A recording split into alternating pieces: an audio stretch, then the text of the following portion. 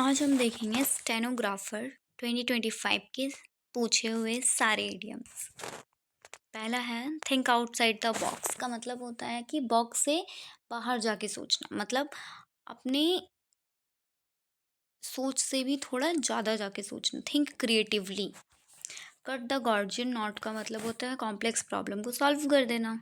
Cast pearls before swine का मतलब होता है कि value things to undeserving people, मतलब अयोग्य को कीमती वस्तु दे देना। इन द लाइमलाइट मतलब होता है centre of attraction. Oil the hinges of silence, मतलब चुप रहने के लिए ब्राइब देना। टेक टू टास्क का मतलब होता है किसी को डांटना, कड़ी फटकार लगाना। बाइट द बुलेट का मतलब होता है पेन को सहना। Not one's cup of tea मतलब उसके पसंद का नहीं है। इन ब्लैक एंड वाइट मतलब होता है officially written. Have the last laugh का मतलब होता है कि सक्सेस एंड में फाइनली मिल जाता है। Give someone cold shoulder ignore करना, रिपीटेड है। Show a clean pair of heels भाग जाना। Turn over a new leaf का मतलब होता है नई शुरुआत करना। टूथ एंड नेल जी जान से कोशिश करना, पूरा फुल फोर्स लगा देना। फेस द म्यूजिक डांट पड़ना। Picture is what thousand words, मतलब चित्र शब्दों से अधिक प्रभावी, मतलब कि विजुअली ज़्यादा एक्सप्लेन होता है better than words.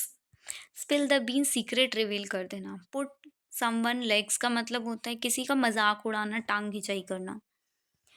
Don't count chickens early, मतलब सक्सेस से पहले जश्न नहीं मनाना है, खुश नहीं होना है। अ white elephant costly but useless. Cry over split milk, अब पछतावत होत क्या जब चिड़िया चुग गई खेत, मतलब रिग्रेट करना पास्ट में जो लॉस हुआ उसको लेके।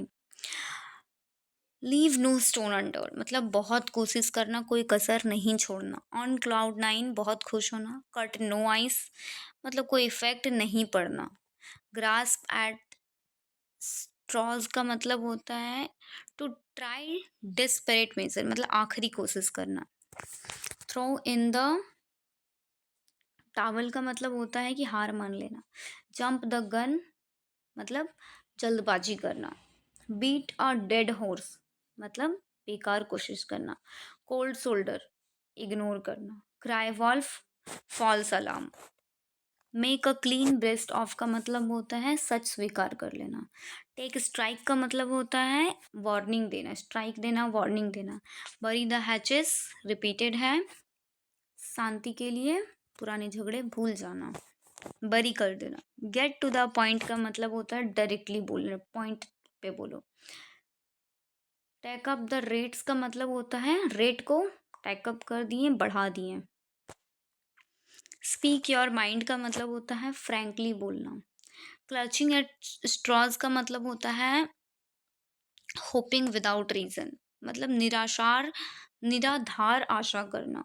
मतलब क्लचिंग एट स्ट्रॉज का मतलब होता है होपिंग विदाउट रीजन।